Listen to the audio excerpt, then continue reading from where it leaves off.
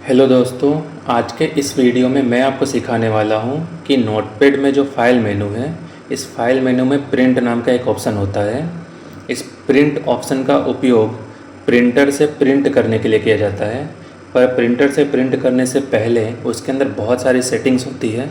वो सारी सेटिंग्स आपको प्रिंट ऑप्शन में मिलेगा, तो उन सबको किस तरह से सेट किया जाता है ये चीज़ आपको यहाँ पर सीखना है।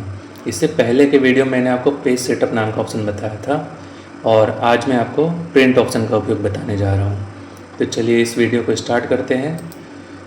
इसके लिए सबसे पहले आपको अपने कंप्यूटर में नोटपैड चालू कर लेना है। नोटपैड चालू करने के बाद यहाँ पर एक नई फाइल क्रिएट होती है, तो इस नए फाइल में आपको जो भी काम करना है वो यहाँ पर आपको टाइप कर लेना है।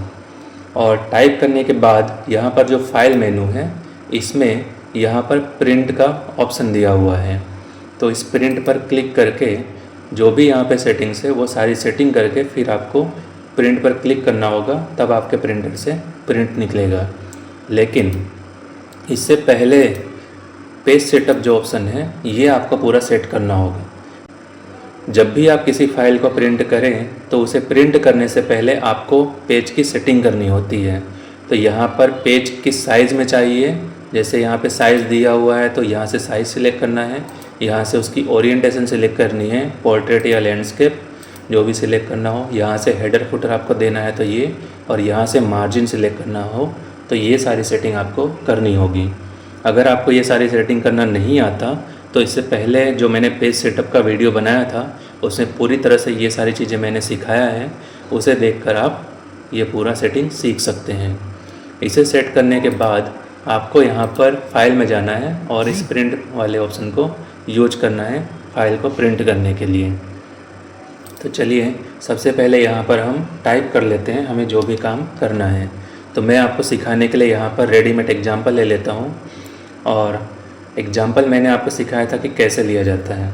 तो एग्जाम्पल के लिए पैराग्राफ अगर आपको लेना हो तो आपको सबसे पहले वर्ड चालू कर लेना है अपने कंप्यूटर में। वर्ड चालू करने के बाद यहाँ से आपको एक ब्लैंक फाइल लेना है। ये नई फाइल मैंने ले लिया।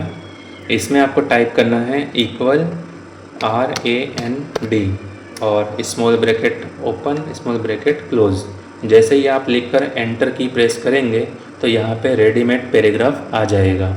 मैंने आपको बताया था कि आप इससे कम पैराग्राफ भी ले सकते हैं, इससे ज़्यादा भी ले सकते हैं, बहुत सारे भी ले सकते हैं, सिंगल लाइन भी ले सकते हैं।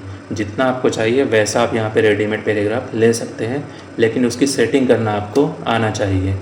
तो वो चीज़ अगर आपको सीखना हो तो आप कमेंट करके ज़रूर बताइए, मैं वो उसके लिए भी एक अलग वीडियो बना दूँगा। अब यहाँ से हमें क्या करना है, इसे पूरा सिलेक्ट करना है। तो चाहे आप माउस से सिलेक्ट करिए, चाहे कीबोर्ड से कंट्रोल A प्रेस करेंगे तो ये सिलेक्ट हो जाएगा। सिलेक्ट होने के बाद यहाँ पर आपको कॉपी करना है, कंट्रोल C। कीबोर्ड से कंट्रोल C प्रेस करेंगे तो कॉपी हो जाएगा, या माउस से राइट क्लिक करके यहाँ पर कॉपी ऑप्शन है, इस पर क्लिक करना है तो ये कॉपी हो जाएगा। कॉपी करने के बाद यहाँ पर नोटपैड में यहाँ पर आपको पेस्ट करना है। तो यहाँ माउस से राइट क्लिक करके आप पेस्ट पे क्लिक करेंगे तो भी पेस्ट हो जाएगा, और अगर आप कीबोर्ड से कंट्रोल V प्रेस करेंगे तो भी यहाँ पर आ जाएगा। तो मैं यहाँ पे पेस्ट पे क्लिक कर देता हूँ और ये पैराग्राफ यहाँ पर नोटपैड में आ चुका है। अब यहाँ पर ये पैराग्राफ आने के बाद अभी इसकी हमने कोई सेटिंग नहीं की है, तो पहले हम यहाँ पर फाइल में जाएंगे और उसके बाद पेज सेटअप ऑप्शन में यहाँ पर इसकी सेटिंग कर देंगे। जैसे हमें ये चाहिए A4 साइज़ में, तो यहाँ से A4 सिलेक्ट कर लेना है। उसके बाद ये यहाँ पे हमें पोर्ट्रेट साइज़ में ही चाहिए तो यही ऑप्शन सिलेक्ट करना है। यहाँ पर मार्जिन हमें 0.5 का रखना है। टॉप में यहाँ पर हम टॉप में रखेंगे 1 और लेफ़्ट में रखेंगे 0.5, राइट में रखेंगे 0.5 और बॉटम में भी रख देते हैं 1। तो इस तरह से मैंने इसकी मार्जिन सेट की है ताकि ऊपर थोड़ा ज़्यादा जगह छूटे, साइड में थोड़ा कम छूटे और नीचे के साइड में ज़्यादा जगह छूटे। ऊपर हेडिंग लिख सके, नीचे पेज नंबर डाल सके।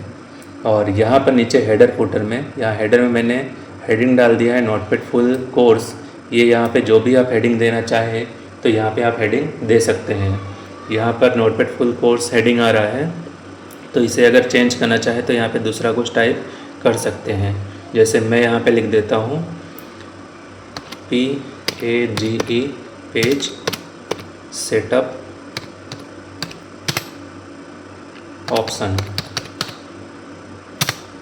यहाँ पर मैंने इसका हेडिंग दिया पेज सेटअप ऑप्शन। तो आप यहाँ पे ये भी हेडिंग डाल सकते हैं। आप कुछ और डालना चाहे, जैसे मैं यहाँ पे लिखता हूँ माई इम्पोर्टेंट वर्क, तो मैं यहाँ पर जो भी हेडिंग डालूँगा वो हेडिंग वहाँ पर प्रिंट होकर आएगा। तो यहाँ पर मैंने ये हेडिंग डाल दिया है और नीचे यहाँ पे फूटर में एंड करके पी लिखा हुआ है, तो ये आपको लिखना है, तब इसमें पेज नंबर आएगा ऑटोमेटिक। अब यहाँ पर ओके पे क्लिक कर देते हैं। तो यहाँ पे पेज की सेटिंग हमने कर दिया है। अब हमें प्रिंट ऑप्शन पे जाना है। फाइल मेनू में क्लिक करना है और इसके नीचे ये प्रिंट ऑप्शन है, इस पर हमें क्लिक करना है। और यहाँ पे ध्यान रखना, इसकी शॉर्टकट की है कंट्रोल पी। हम कीबोर्ड से अगर कंट्रोल पी प्रेस करेंगे तो भी प्रिंट ऑप्शन खुलेगा। तो यहाँ पर प्रिंट ऑप्शन पर भी क्लिक करते हैं। क्लिक करने के बाद यहाँ पर आप देख सकते हैं, यहाँ पर सबसे पहला ऑप्शन दिया है सिलेक्ट प्रिंटर। यहाँ पर आपके कंप्यूटर में जो भी प्रिंटर जुड़ा होगा वो प्रिंटर आपको यहाँ पर दिखाई देगा। और यहाँ पर उसके अलावा भी कुछ ऑप्शन होते हैं, जैसे यहाँ पे लिखा है फैक्स। अगर आप फैक्स मशीन जुड़ा है तो वो दिखाई देगा। माइक्रोसॉफ्ट प्रिंट टू पीडीएफ, अगर पीडीएफ बनाना चाहते हैं तो यहाँ पे पीडीएफ के लिए भी ऑप्शन दिया हुआ है। तो अभी यहाँ पर मेरे कंप्यूटर में प्रिंटर नहीं जुड़ा हुआ है, इसलिए मैं आपको यहाँ पर पीडीएफ वाला ऑप्शन यहाँ पे सिलेक्ट करके बता रहा हूँ। पर अगर आपके कंप्यूटर में प्रिंटर जुड़ा हुआ है तो आपको क्या करना है, यहाँ से जो भी प्रिंटर जुड़ा हो उसकी सीरीज यहाँ से सिलेक्ट कर लेनी है। तो प्रिंटर आप सिलेक्ट करेंगे तो उसी के अंदर वो प्रिंट आएगा। फिर यहाँ पर नीचे स्टेटस दिया हुआ है, स्टेटस रेडी लिखा है। यहाँ पर ये पीडीएफ हम बना सकते हैं, इस पर सही का टिक हुआ है, इसलिए यहाँ पे ये रेडी दिखा रहा है। ऐसे जो भी प्रिंटर आप सिलेक्ट करेंगे तो ये यहाँ पे अगर वो उसके साथ जुड़ा होगा तो यहाँ रेडी दिखाएगा। यहाँ नीचे पेज का रेंज सिलेक्ट करने के लिए बोला है। अगर यहाँ पर प्रिंटर सिलेक्ट करते हैं तो यहाँ पे ये बाकी सारे ऑप्शन भी खुल जाएंगे। जैसे यहाँ पे पेज रेंज लिखा है ऑल, यानी कि अगर हमें सारे पेज प्रिंट करने हो तो ऑल सिलेक्ट करना है। अगर यहाँ पे सिलेक्शन पे हम टिक करेंगे तो जितना चीज़ हम सिलेक्ट करेंगे उतना ही प्रिंट होगा। अगर हम पेजेस पे यहाँ पे सिलेक्ट करते हैं तो यहाँ पे हमें पेज नंबर डालना होगा कि हम कौन से पेज को प्रिंट करना चाहते हैं। जैसे मान लीजिए कि इसके अंदर 10 पेज हैं, तो उस 10 पेज में से हम कौन सा पेज प्रिंट करना चाहते हैं, यहाँ पे वो पेज नंबर डालना है। जैसे अगर मैं पहला और दूसरा पेज प्रिंट करना चाहता हूँ तो यहाँ पे 1 2 इस तरह से यहाँ पे लिखूँगा, बीच में डैश आएगा। अगर सिंगल प्रिंट करना है तो यहाँ पे सिर्फ पेज नंबर 1 डालना है। अब यहाँ पे करंट पेज, अगर ये करंट पेज पे मैं क्लिक कर दूँ तो जो यहाँ पे करंट पेज होगा, यानी कि जो जिस जगह पे कर्सर होगा वो पेज यहाँ पे प्रिंट होगा। और यहाँ पर नंबर ऑफ़ कॉपीज़ लिखा है, इसके अंदर यहाँ पे जितना भी हम प्रिंट करना चाहें उतनी कॉपी यहाँ पे लिख सकते हैं। अगर मैं सिर्फ एक प्रिंट करना चाहता हूँ तो एक लिखूँगा, एक से ज़्यादा प्रिंट करना है जैसे 2 या 3 प्रिंट करना है तो यहाँ पे आप नंबर चेंज कर सकते हैं, 2 लिख सकते हैं। उससे ज़्यादा अगर करना है जैसे 5 करना है तो 5 लिख सकते हैं। और अगर आपको ये नंबर कम ज़्यादा करना है तो आप कीबोर्ड से भी कर सकते हैं नंबर की से, या फिर यहाँ पे एरो दिया है अप डाउन एरो, तो इस पर भी क्लिक करके आप कम ज़्यादा इसे कर सकते हैं। यहाँ पर